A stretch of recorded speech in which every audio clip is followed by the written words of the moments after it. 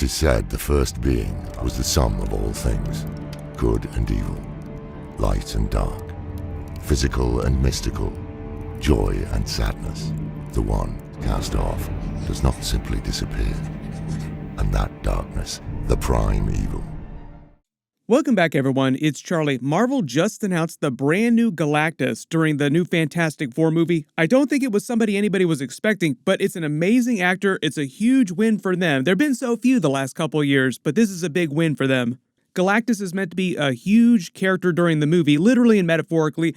There'll be a couple villains during the movie, like Doctor Doom is going to appear during the movie. A couple of their lesser Fantastic Four villains from the comics will appear. Galactus is just meant to be one of the bigger villains in the actual story itself. So we'll break it all down and Galactus' origin story because his origin connects with a lot of what Marvel is doing right now heading into Avengers 6 Secret Wars. It also gets into the origin of the Infinity Stones too, like there's an interesting connection between those two things. If you're brand new to the channel, be sure to subscribe to get all the videos. They're ramping up, that's why they're making so many announcements about the Fantastic Four movie right now. If you haven't seen the news recently, Marvel just cast Ralph Ineson as the new Galactus. Some of you will remember he previously starred in the first Guardians of the Galaxy movie as one of Yondu's Ravagers. This is him in the background here. Captain, the shot was non-damaging. Attention, idiots! He was only credited as a Ravager pilot during that, so his character didn't even have a name, just a super tiny role in comparison, making as many size puns as possible here. But he now joins a list of actors who have played multiple Marvel characters. Probably the most famous example is Chris Evans, because we're talking about the Fantastic Four movie here, and he was Johnny Storm, Human Torch, in the original Fantastic Four movie. We've also started to see lots of Easter eggs for those original Fantastic Four movies in Deadpool and Wolverine, so I would not be surprised if Chris Evans also has a Human Torch cameo during that. I feel like we just got here. I feel like we never even left. I have no idea where I am in time and space. Most people, when they think of Galactus in the live-action movies, though, they think about those original Fantastic Four movies and the awful, awful Cloud version of Galactus. I am expecting some kind of joke about that in Deadpool and Wolverine. Maybe they'll confuse Alioth for that Cloud version of Galactus. Like, is that Galactus? No, that's something totally different. Ralph Ineson is mostly known as a character actor who's been in a ton of really big stuff. Like he was in the Harry Potter Deathly Hallows movies as Amicus Caro. He was on Game of Thrones for several seasons as Dagmar Cleftjaw, one of the Ironborn serving under Theon Greyjoy when he led his revolt against Winterfell before Ramsay Bolton captured him. He's mostly known for doing drama roles, but he's also done comedy too. He was on the original British version of The Office. The list is endless though, like his IMDb is a mile long. He's been in everything. This is him in The Creator. This is a good example of what his live action roles actually sound like, and he sounds amazing for someone like Galactus. Get me a remote unit. Got access. What's the command? Kill the bastards. That deep, rumbling, low voice is just perfect for someone like Galactus. The other major thing you have to remember, because we're talking about Galactus here, the role will largely be a combination of just pure voiceover and motion capture, bringing things back around to that terrible Cloud version of Galactus in that original Fantastic Four Silver Surfer movie. He never actually spoke in that movie, but in all the comic book and animated versions of Galactus that tried to be more comic book accurate, he looked more like a celestial-sized man in a giant suit, and he actually spoke. The scale is again in balance. All is as it was. Perfectly balanced, as all things should be. I know there'll be a bunch of questions about how Galactus is different from the Celestials. Is he more powerful than the Celestials? I'll get into that later in the video. Galactus is not meant to be a Celestial. He's a totally different type of cosmic entity. He started life as a humanoid, then was eventually evolved into this state that you see here, which is why he still kind of looks like a person. What they'll probably do in the new movie is just mostly go voiceover, but make his facial features look similar to Ralph Ineson's underneath that helmet. Maybe if we get Galactus' full backstory in the movie or flashbacks to his origin story, he'd play the original human-sized version of Galactus when he was still Galen of Ta, the scientist. As it just so happens, one of Ralph Ineson's specialties is voiceover-only roles. He just did Final Fantasy XVI. He did a ton of voiceover for Diablo 4 as the Lorath character. This is what his voiceover roles sound like, and they sound even better than his regular live-action roles. Carved 3 soul stones from pieces of the World Stone. Crystalline prisons designed to contain the malignant essence of a prime evil. Sapphire for Mephisto. Haradrim found Mephisto, and after much struggle imprisoned him. amber for Baal, and crimson for Diablo.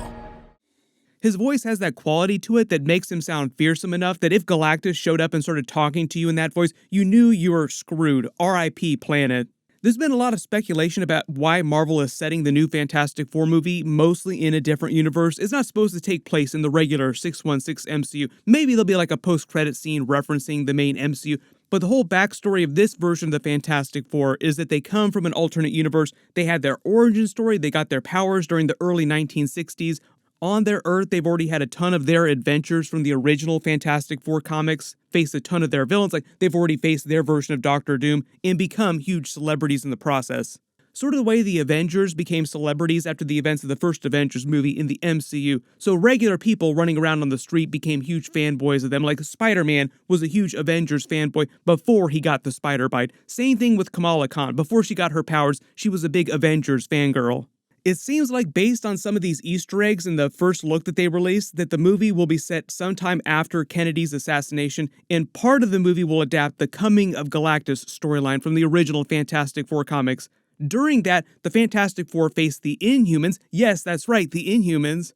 Everybody wondering if we're going to see them again in the MCU. Their battle causes a massive explosion that Silver Surfer detects across the universe. Learning of the power on Earth, he leads Galactus to Earth to feed on it. His whole main task as his herald is to find energy-rich worlds for Galactus to feed on. That's why he's known as the Hungerer. I have found a planet with more life energy than I ever dared imagine. His cosmic role is to basically consume energy-rich planets, dying planets, so that more stars, more planets can eventually be seeded, more new life can grow in their place. Technically, it would be like a farmer doing a controlled burn on their fields to enrich the soil, allowing the next crop to grow back even stronger. Whereas the Celestials' main job kind of precede that. Their job are to create new suns, new galaxies that can grow into full systems with planets that can grow celestial seeds, creating more Celestials. So the Celestials' job is essentially to create more Celestials, but in order to do that, they have to create more systems, more stars, more planets. So they kind of exist in a symbiotic relationship with Galactus. In the comics, Galactus usually gives Celestials a wide berth. If Galactus were fully topped off, he could probably fight the Celestials, but the Celestials are meant to be like one of the most powerful cosmic forces in the universe next to actual cosmic entities. And most of the time, Galactus is not fully powered. His origin story in the movie seems like it'll be similar to his comic book origin, and it ties in really well with the overarching multiverse saga Marvel is doing right now, their big Marvel reboot that's happening after Avengers 6 Secret Wars. Both Galactus and the Infinity Stones were created in similar types of events that are supposed to go down during Secret Wars. We kind of got into this when the Eternals movie came out. I made a couple videos about it just because it gets into the origin of the universe, the multiverse. During that movie, Arishem the Judge gets into the backstory of the universe, but he lies a lot about what actually went down, particularly when he said that he created the MCU universe. That's not true. Their origin, the Infinity Stones' origin, Galactus' origin, all goes hand in hand with the multiple Big Bangs theory, which is based on a real-life theory. But the theory states that you basically have the Big Bang, the universe is born, it expands, and eventually starts to contract once you start to have the heat death of the universe, and eventually it'll contract back down to a single point with so much mass that it causes another Big Bang. Then the same process happens again over 100 trillion years, like the next universe is born slowly. So essentially, it just keeps happening over and over again. You have a cycle of Big Bangs that just happen over many, many hundreds of trillions of years. Each time another Big Bang happens, the next version of the multiverse is born, and so on. In the comics, when a Big Bang creates the new multiverse, the living entity that embodies that is called a firmament. And during the comics, Galactus is from the 6th version of the multiverse. He was originally a scientist named Galen of Ta, one of the last living beings to witness the heat death of his universe, his multiverse. He only wanted to observe things, like he just had curiosity and wanted to see what happened, like the end of all reality as he knew it.